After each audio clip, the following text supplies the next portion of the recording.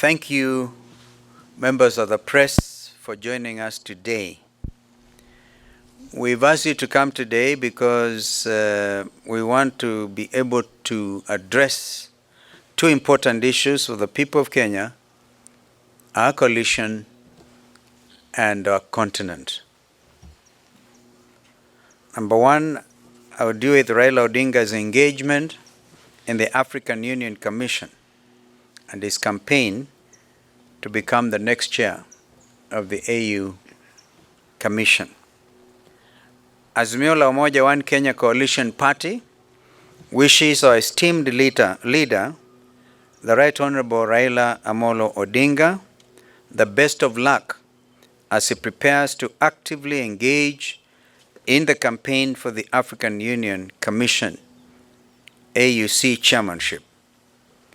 We make this announcement in recognition of Raila Odinga's vast experience in political leadership, dedication to Pan-African ideals, proven track record in conflict resolution, international recognition, and diplomatic acumen, coupled with his unwavering commitment to the development and unity of our continent. As a coalition, we believe that the Right Honorable Odinga's leadership and vision will greatly contribute to the future of the African Union and the broader goals of peace, stability, and prosperity across Africa. Indeed, we are donating to Africa and the world our best and most renowned leader. Mr. Odinga's journey as a statesman has always been marked by his relentless pursuit of justice, democracy, and the welfare of the people. His involvement in the AUC campaign aligns with these values and will allow him to champion the interests of Kenya and the African continent on a global stage. We are confident of his success at the continental stage as he embodies these qualities and stands ready to lead the African Union Commission towards a brighter future for the continent. While our leader embarks on this new chapter, the Azimio coalition remains steadfast with a firm commitment and shared objectives of addressing the issues of concern to our people. We continue to advance the people's agenda for the socio-economic and political transformation and always build on the foundations laid by our leader.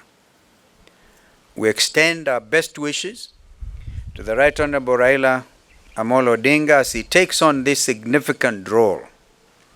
We are confident that his leadership will be instrumental in shaping a brighter future for the African continent.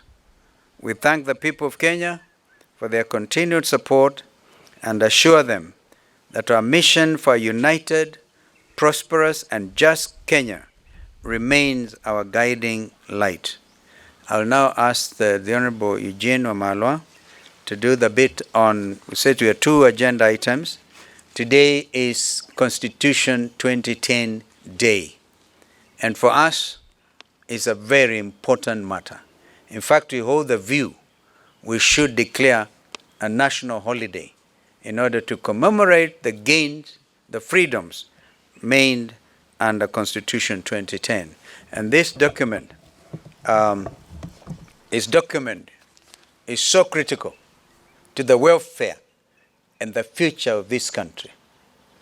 I'm very happy to go back to history 14 years when I joined the late President Mwai Kibaki and the Right Honorable Raila Odinga as we launched this document. And therefore this is actually what makes us even be here today. I thank you. Mheshimiwa Eugene. Our leader, the Right Honorable Raila Amolo Odinga, and to also join other Kenyans in remembering our Katiba Day, 27th of August. 14 years ago, we promulgated our Constitution.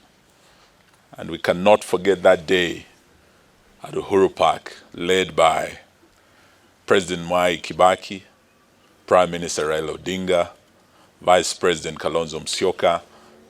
We then had the Honorable Amos Wako as the Attorney General when we celebrated this document.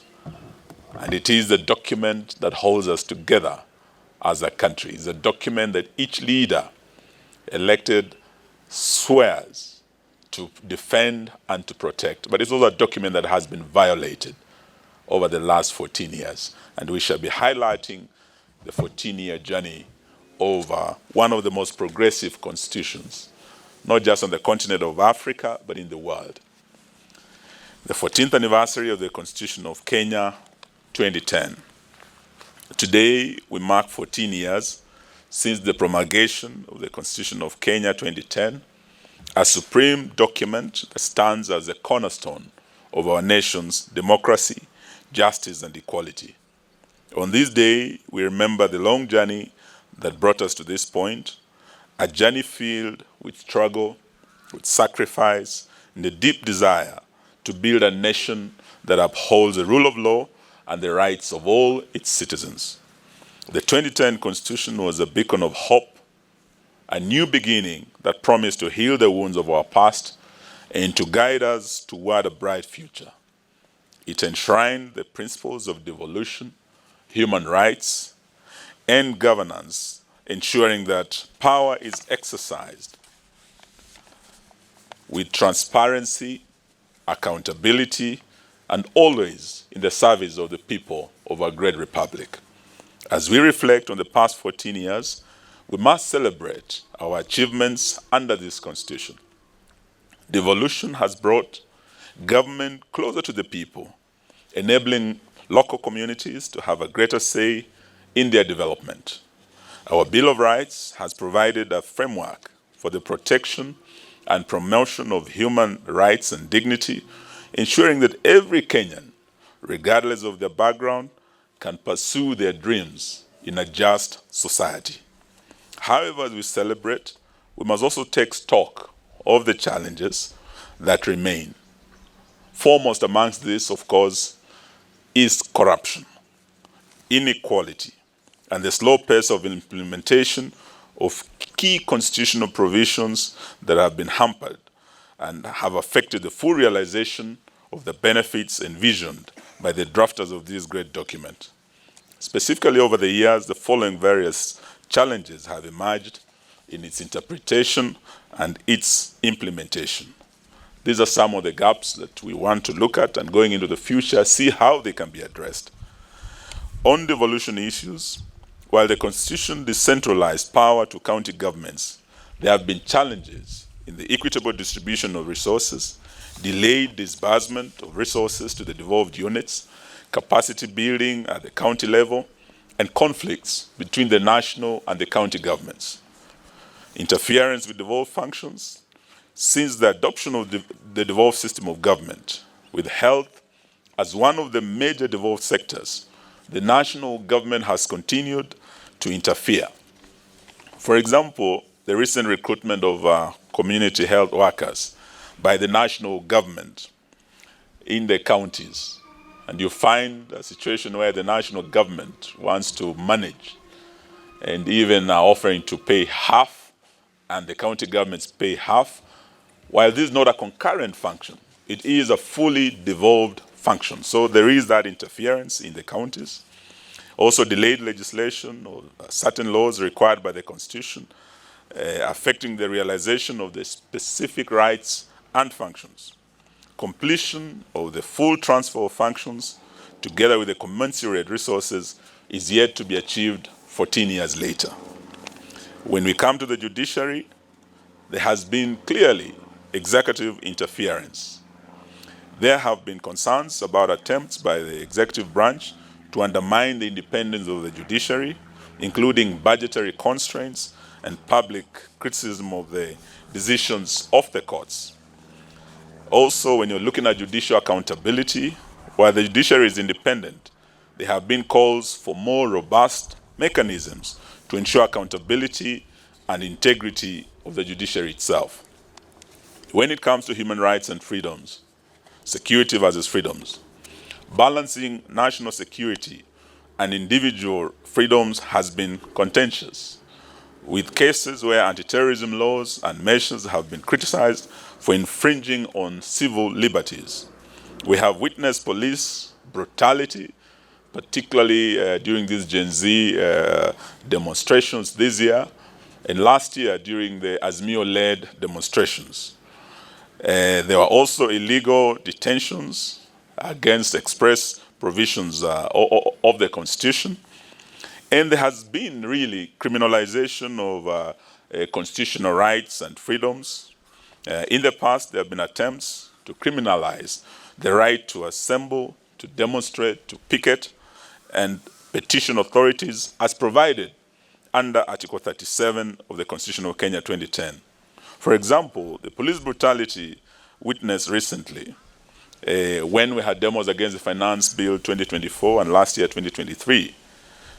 We also have an attempt by some of the Kenya Kwanza legislators to limit these rights. And we must mention the bill by the Mbeere Member of Parliament. But we have the colleagues here, Honorable Babu, Honorable Salasi, and all those. We are hoping that such bills that would seek to limit freedoms guaranteed by our Constitution will not see the light of day. Let me also take this opportunity now to invite my brother, Honorable Kioni, to do the last bit of our statement, but to say that whatever that has been done in the last few weeks, actually 2 months, including deployment of KDF in a free and democratic society, we cannot have the military being deployed against its own citizens, indefinitely and generally.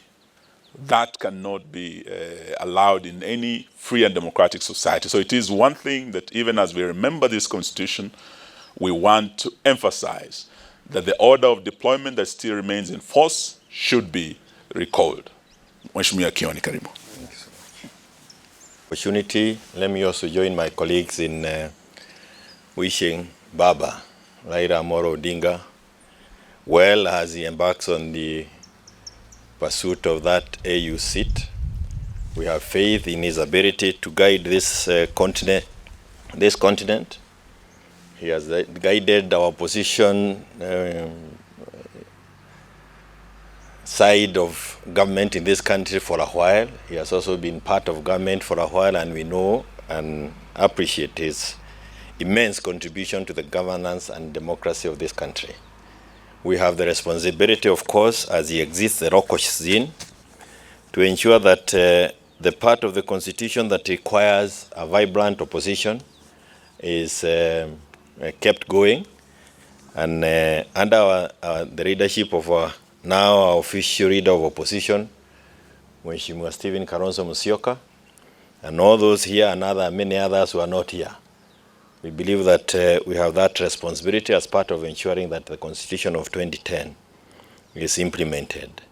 I will continue with the gaps that have been identified, or the gaps that exist in our 2010 Constitution, by mentioning that the minority rights and special interest groups, including persons with disability, youth, women, and marginalized community, have argued that their constitutional rights have not been fully realized, and that argument is correct.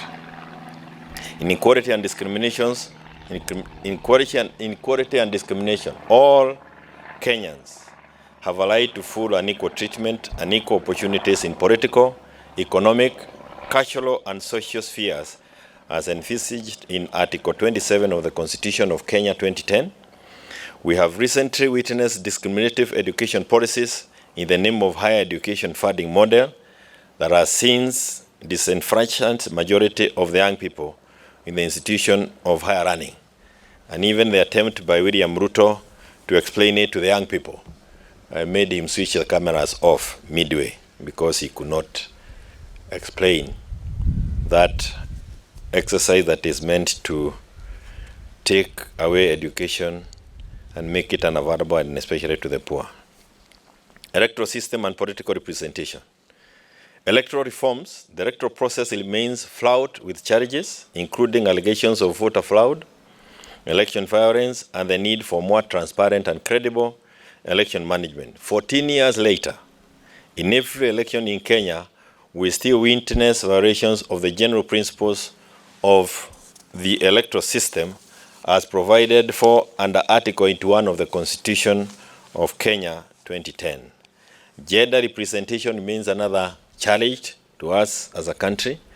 The two-thirds gender rule, which mandates that no more than two-thirds of elective or appointive bodies be of the same gender, has not been fully implemented, particularly in Parliament. This remains a historical challenge, particularly affecting women of Kenya in elective and appointive positions. Corruption and governance. Weak enforcement of anti-corruption laws. Despite strong provisions against corruption, the enforcement of these laws remains weak. High-profile corruption cases often lead to public skepticism about the effectiveness of legal framework. Corruption and mismanagement of public resources remain a bad culture in our systems of governance. I think it is important to know that I think it's only our constitution that mentions the word corruption, and it was a big debate back 2010, but we all agreed that it is a cancer that we needed to get rid of. 14 years down the line, I think we have achieved very little from this front. Public finance management. Mismanagement and embezzlement of public funds remain significant issues, with devolution sometimes exacerbating these problems at the county level. Public participation, another challenge to our constitution implementation. Lack of effective public engagement, where the constitution promotes public participation in governance. In practice, many citizens feel excluded from meaningful involvement in decision-making processes. Recently, the Court of Appeal ruled that the Finance Act 2023 is unconstitutional due to a flawed public participation process. Additionally, the Finance Act 2024 was rejected by the public due to a lack of meaningful public participation in its enactment. Amendment process and cause for constitutional amendment. Various groups have proposed amendments to address perceived flaws in the Constitution. However, the process is often contentious, raising concerns about the potential erosion of the gains made by the 2010 Constitution, and at the same time, there has been the desire to amend what is not working for our people. Land reforms, land ownership, and land use. Land remains a sensitive issue in Kenya, while challenges in implementing land reforms are outlined in the Constitution, including historical injustice and equitable land distribution. This remains a very sensitive issue that requires proper addressing. Security sector reforms. Again, many attempts have been made into this, but the Constitution envisaged a comprehensive reforms in the security sector, particularly functioning police service. But progress has been slow, leading to a continued issue of police brutality and inefficiency. We remain with a police service on paper, but police force are in all, but a police force in all its actions. These are reminders that our Constitution is a living document, one that requires our constant vigilance and commitment plus respect. As we look to the future, let us recommit ourselves to the values, principles enshrined in our Constitution.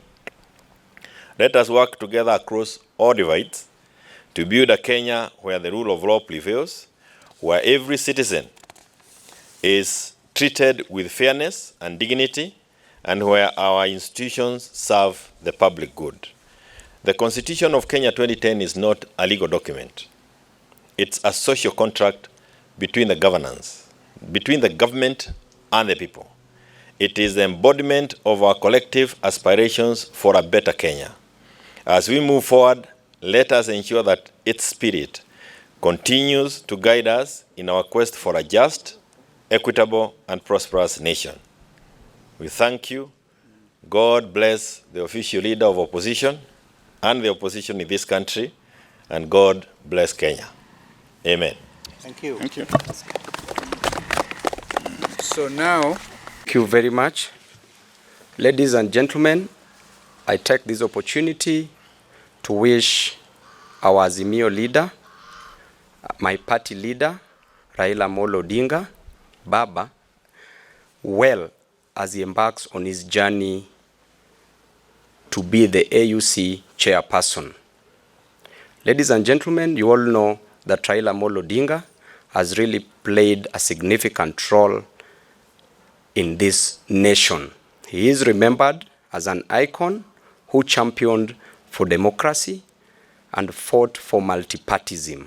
He is remembered as an icon who fought for the promulgation of the constitution that we enjoy today, and is remembered as a liberator, a human rights activist who has championed for the rights, the inherent and inalienable rights of Kenyans. As Raila Amolo Odinga embarks on his journey to the AUC, to be the AUC chairperson, as he goes to Addis Ababa, kwa Baba, we want to wish him well.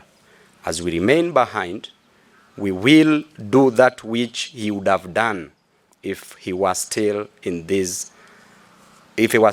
actively participating in politics in Kenya, and that is to keep checks and balances in the excesses of the government.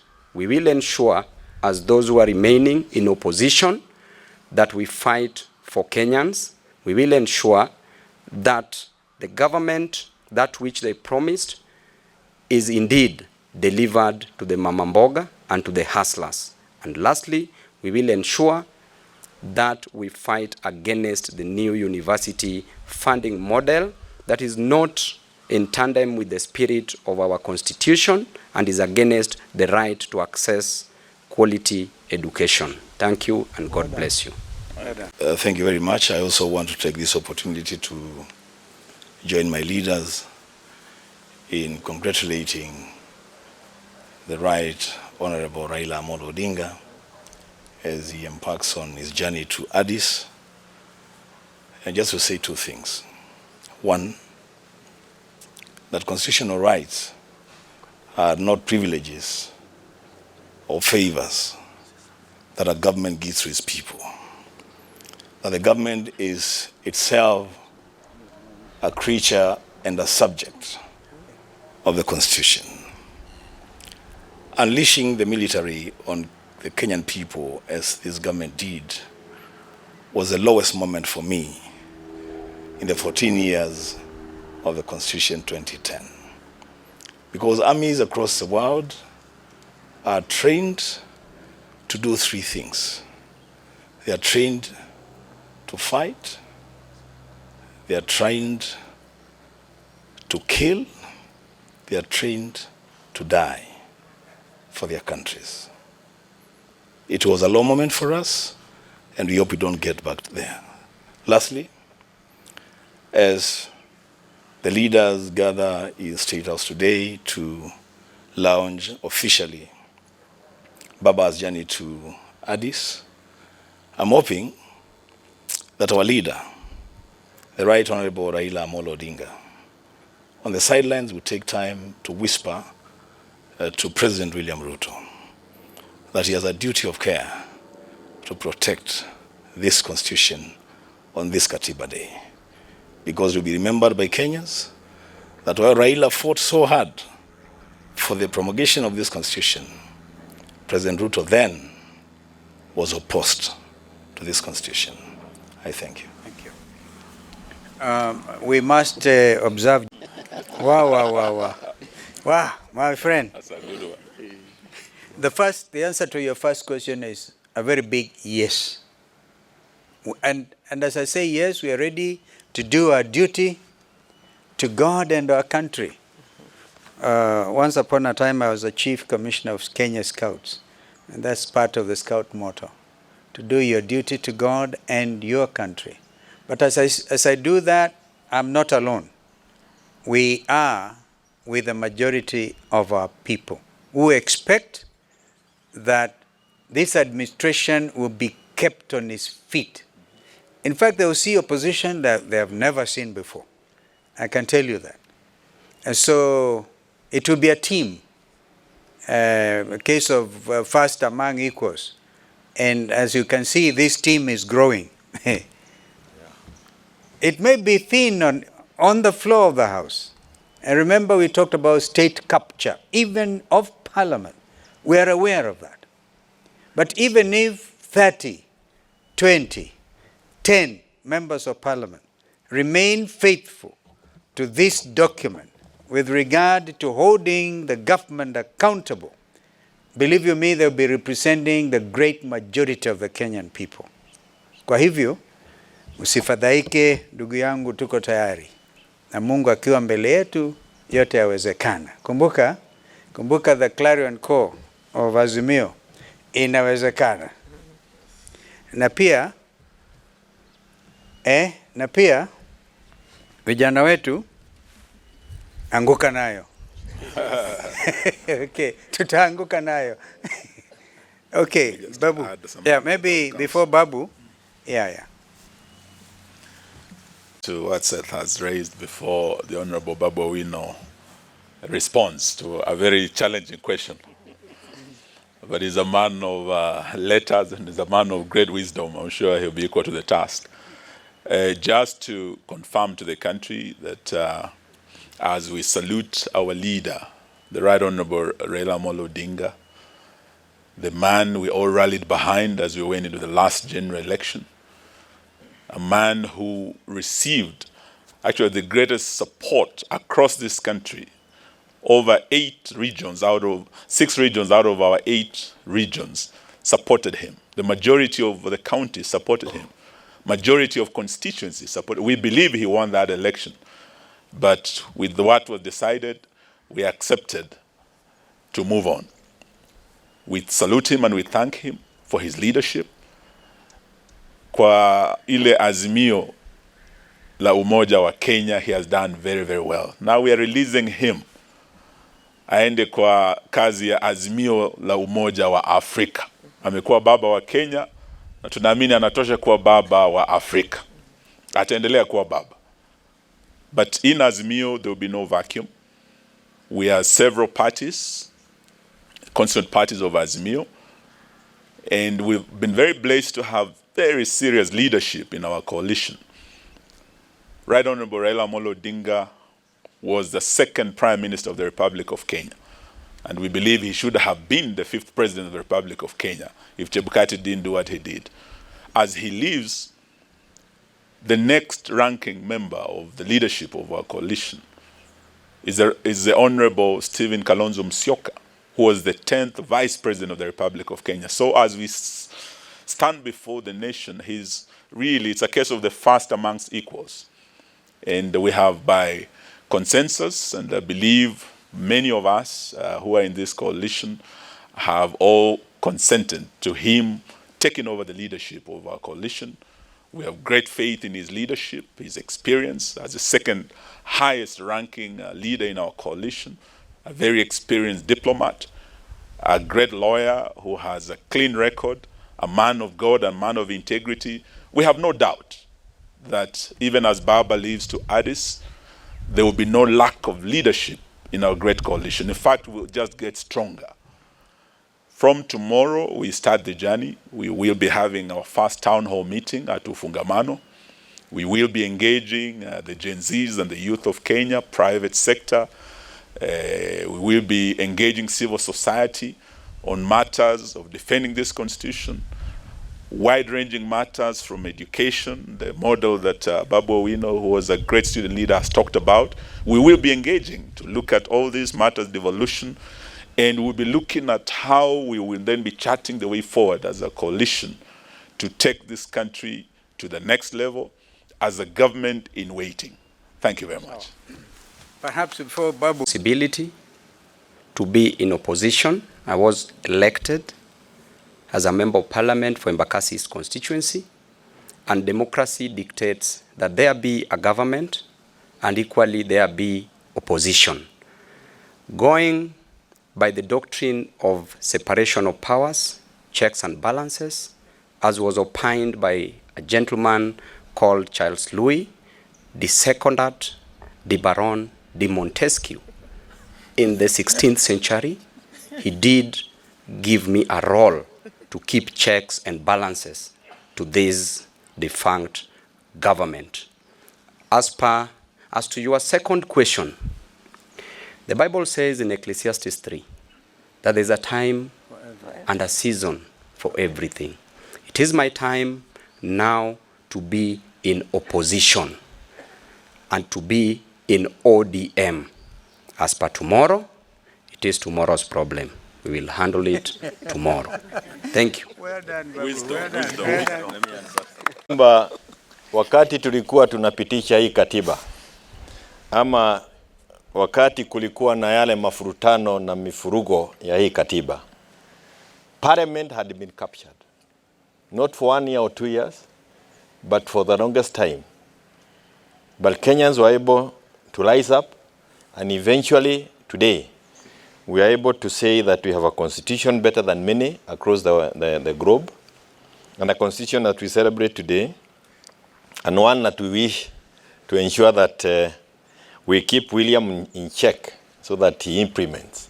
He already wants to talk about amendment even before he knows what it provides. He opposed it. I have doubts in my mind. He has ever read it thoroughly. But on top of that, let me also say something. Yes, and without doubt, our official leader of opposition is none other than Stephen Kalonzo Musyoka. Na hii kitu ni rahisi kabisa, kwa sababu sasa ni padibili tu. You are either with Operation Okoa Ruto, Zakayo. Operation Okoa Sakayo, or Operation Okoa Kenya. And those who start with the constitution, those who want this constitution implemented, those who want the poor of the poorest access education in this country without being hassled, being taken to KICC for unnecessary explanations, should join us in Operation Okoa Kenya under the leadership of Stephen Kalonzo Musyoka. Ieleweke na tuende mbele. Hakuna maneno mengine imebaki. Baba ameenda na sisi tunaenda mbele. On a light note, Jeremiah, don't expect, William can come and launch the opposition. I've seen the cartoon where he's launching Baba. So he could even want to do a second promulgation of the Katiba 2010. This is valid positioning. Thank you. Yes, sir. Your Excellency, my name is... I'll have to kamilisha, so. Yes.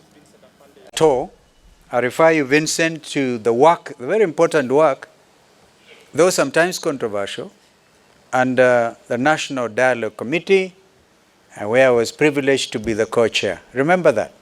So that is work that even under the state-captured legislature, they can move with speed, actually, because there seem to be concurrence over some of the issues. There are 8 bills, some of which have implications with regard to the Constitution, some of which, for example, even if you are going to end up establishing some of those constitutional offices, you require a referendum at the end of the day. So Kenyans should never be afraid of the question of a referendum. If we can only, because one key issue, there were some constituencies, 27 of them, that were supposed to have become redundant. And yet we know you cannot give citizens the right on the one hand and deny them with the left. So there's work to be done to save those constituencies, which are very clearly elaborated, and we dealt with them when we discussed National Dialogue Committee, the work of the National Dialogue Committee. And that is a live issue, and I keep on saying it should be implemented. I can't quite understand why we do not even have, as of now, in place the National Selection Panel in order to get ready with the matter of IEBC new commissioners. This is urgent work. It does not require constitutional amendment, of course. That's work that should be fully and quickly implemented, political will, and we believe over this issue, both President William Ruto and Prime Minister Raila Odinga know the responsibility that we bequeathed to them. For example, on concurrence, the principle of concurrence and agreement on who becomes the next chair of IEBC. It's a matter of consultation between the two of them. And I think now they should involve us. I think so. I think we should revisit that. We should revisit, because now with the Baba going to AU, right? William should not take and run away with it. It should involve us. No. Concurrence. Yeah. The concurrence was with the leader of opposition. Okay. Concurrence. Well done. Liz, yes. Because we want to show there is an official position in this country. We welcome our senior leaders in the region, the EAC presidents who have come, President Museveni, Mzee Wetu, President Masuluhu, President Salva Kiir. Actually, Salva Kiir is the current chair of the East African Community Summit. And I think Rwanda and Burundi are also represented, because they want to show that commonality, that Raila Odinga is also a candidate of the East African community. That is the message. Maybe we would not have had sufficient time like we have had today if I just went to State House. And remember, some of us have issues. Remember when I said it was very difficult for me to get to KICC that time when the IEBC Amendment Act was being signed, all right? Whatever, okay? And I said, if it was State House, it would have been very difficult. But, you know, honestly, we are waiting. And the agencies are waiting to hear that one responsible police officer who fired and killed Kenyans peacefully demonstrating, unarmed, only armed with a bottle of water, a telephone, and the national flag. To date, not a single policeman or woman has been apprehended. I'm sorry, I will not go to State House. Why are you invited? Oh, that's not even an important question, and I don't think I need to deal with it. Yeah. That's the last one there. The last one.